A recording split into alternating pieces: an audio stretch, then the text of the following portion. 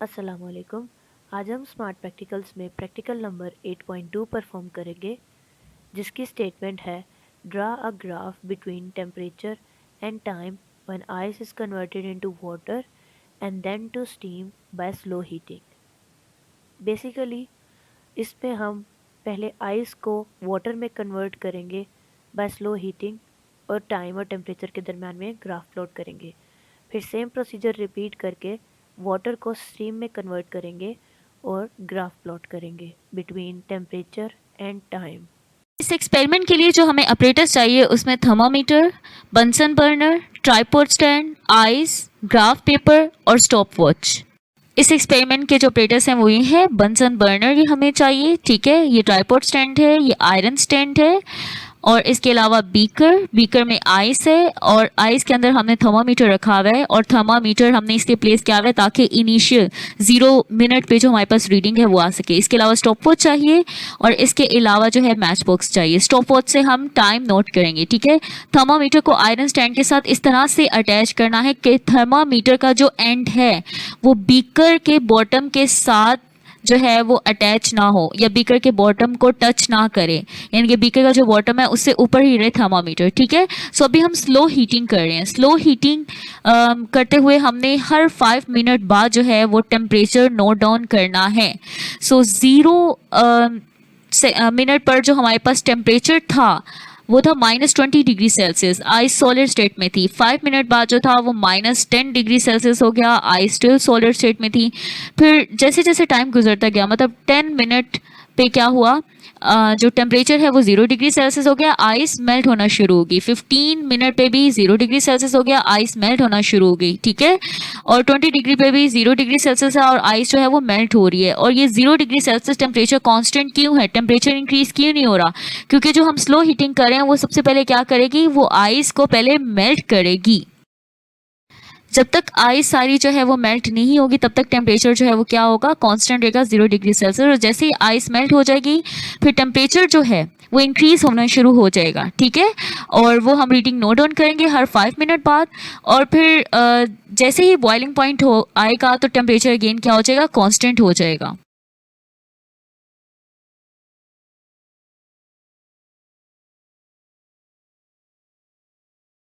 Observations ली हैं उनको हम डिस्कस करेंगे, ठीक है, टेबल में मेंशन करेंगे। सो स्टार्टिंग में जब हम हीट नहीं कर रहे थे तब 0 मिनट था और उस पर जो टेम्परेचर था आइस का वो -20 डिग्री सेल्सियस था। जैसे हमने हीट करना शुरू किया उसके 5 मिनट बाद टेम्परेचर जो है वो इंक्रीज हो गया -10 डिग्री सेल्सियस, ठीक है, और आइस स्टिल सॉलिड स्टेट में थी। फिर इसके बाद 10 मिनट बाद जो है, हीट करने के 10 मिनट बाद जो है वो टेम्परेचर फिर इंक्रीज हो गया 0 डिग्री सेल्सियस और आइस ने मेल्ट होना शुरू कर दिया, ठीक है। ये मेल्टिंग पॉइंट है आइस का। और आप देखें टाइम बढ़ता जा रहा है, 15 मिनट पर टेम्परेचर अगेन 0 डिग्री सेल्सियस है, आइस मेल्ट हो रही है। 20 मिनट पर अगेन टेम्परेचर 0 डिग्री सेल्सियस है, आइस मेल्ट हो रही है।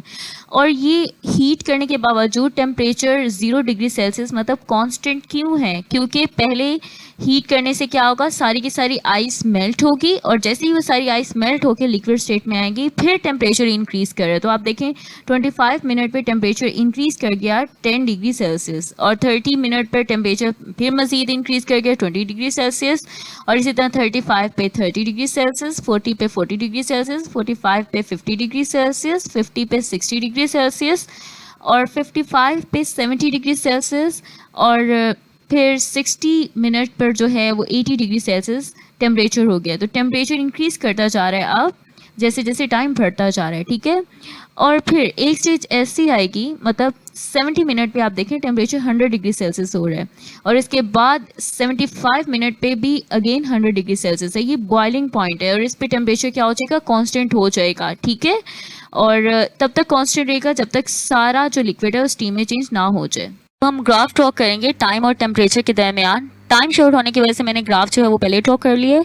वाई एक्सिस पे टेम्परेचर लिया है मैंने, ठीक है, 140 तक मैंने जो है वो टेम्परेचर की रीडिंग ली है वाई एक्सिस पे और एक्स एक्सिस पे मैंने टाइम लिया है मिनट में, ठीक है। सो मैंने वाई एक्सिस पे जो टेम्परेचर लिया उसमें 1 बिग बॉक्स जो है वो 20 के बराबर लिया है। सो पहला पॉइंट मेरा -20 डिग्री सेल्सियस है, दूसरा मेरा 0 डिग्री सेल्सियस है। डिफरेंस कितना आ रहा है, 20 का। फिर 0 से 20 डिग्री सेल्सियस, फिर 20 डिग्री सेल्सियस से 40 डिग्री सेल्सियस, फिर 60 डिग्री सेल्सियस। तो इनमें डिफरेंस कितना आ रहा है, 20 का, क्योंकि मैंने वन बिग बॉक्स 20 के बराबर लिया है, और एक्स एक्सिस पे मैंने वन बिग बॉक्स 10 के बराबर लिया है। पहला पॉइंट जो है वो 0 है एक्स एक्सिस पे, और दूसरा 10 है, फिर 20, फिर 30 सो ऑन।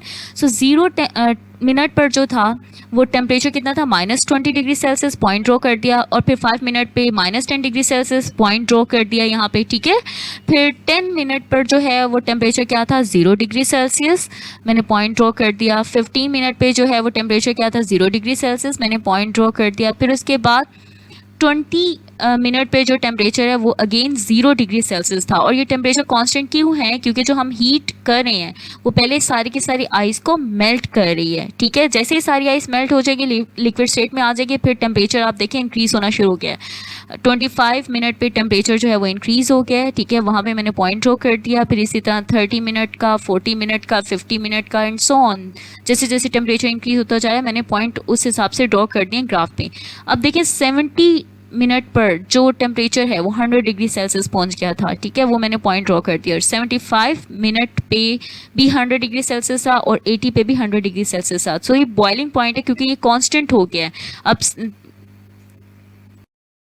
हम रिजल्ट डिस्कस करेंगे, ठीक है। आइस जब वाटर में चेंज हो रही थी, मतलब सॉलिड से लिक्विड स्टेट में चेंज हो रही थी, मेल्ट हो रही थी, तो आपने देखा था टेम्परेचर जो था वो कांस्टेंट हो गया था 0 डिग्री सेल्सियस। हालांकि हम स्लो हीटिंग कर रहे थे। और टेम्परेचर कांस्टेंट क्यों रहा था, क्योंकि वो जो हीट थी वो बेसिकली क्या कर रही थी, सारी की सारी आइस को मेल्ट कर रही थी वाटर में, ठीक है।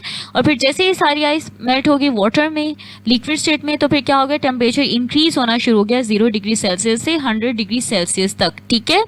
और फिर 100 डिग्री सेल्सियस पे जो है वो टेम्परेचर कांस्टेंट हो गया, क्योंकि ये बॉइलिंग पॉइंट है वाटर का। वाटर जो था वो बॉयल करना शुरू हो गया था, और ये टेम्परेचर तब तक कांस्टेंट रहेगा जब तक सारा का सारा जो वाटर है, लिक्विड वाटर, वो स्टीम में चेंज ना हो जाए।